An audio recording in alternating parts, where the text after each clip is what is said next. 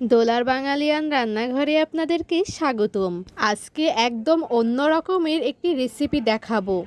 দেখেই তো বুঝতে পেরেছেন আমি খিচুড়ি রান্নাটা দেখাবো, কিন্তু ডালের পরিবর্তে আজকে আমি শিমের বিচি দিয়ে কিভাবে ডাল তৈরি করেছি দেখাবো। খুব সহজেই বালিটা ভালোভাবে গরম করে নিয়েছি। গরম করার পরে ওই শিমের বিচিগুলো সব দিয়ে দিয়েছি।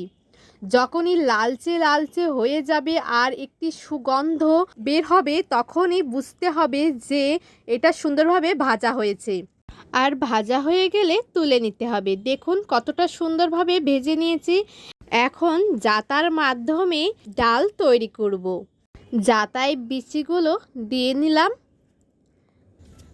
দেখুন রড দিয়ে ভালোভাবে ঘোরাবো। ঘোরানোর মাধ্যমেই কিন্তু বিচিগুলো ভেঙে যাবে। একবার করলে হবে না, 1 থেকে 2 বার ঘোরাতে হবে, যতক্ষণ না সুন্দরভাবে ভেঙে যায়। আর আওয়াজটা দেখেছেন কত সুন্দর। এখনকার দিনে কিন্তু জাতা একদমই চলে না। জাতার ব্যবহার মানুষ যেন ভুলেই গেছে, কিন্তু আমি তো ভুলেইনি। আমি কিন্তু জাতা দিয়ে ডাল ভাঙছি। জাতা দিয়ে ডাল ভাঙতে যে কি যে মজা লাগে, যাদের আছে শুধু তারাই বুঝবে।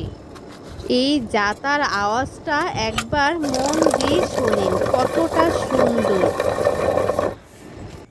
আর আপনাদের বাসায় যদি জাতা এখনও থেকে থাকে তাহলে কমেন্টে জানাবেন কার কার বাসায় এই জাতা আছে।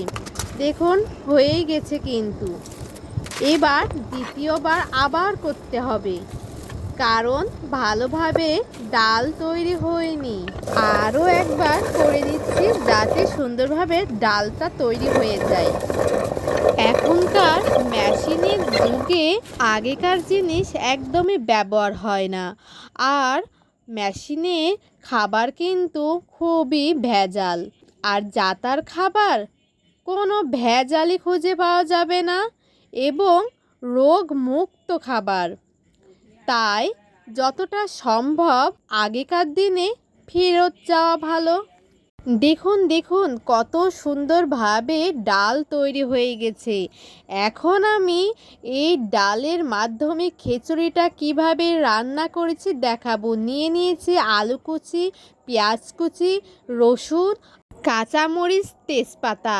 এদিকে নিয়ে নিয়েছি কাঁঠালের আটি।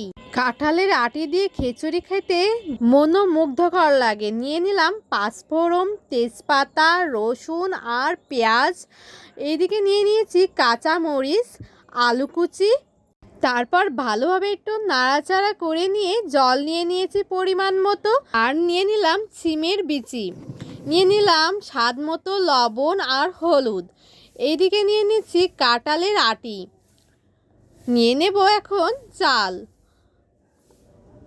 আমি চাল নিয়ে নিয়েছি আমার পরিমাণ মতো।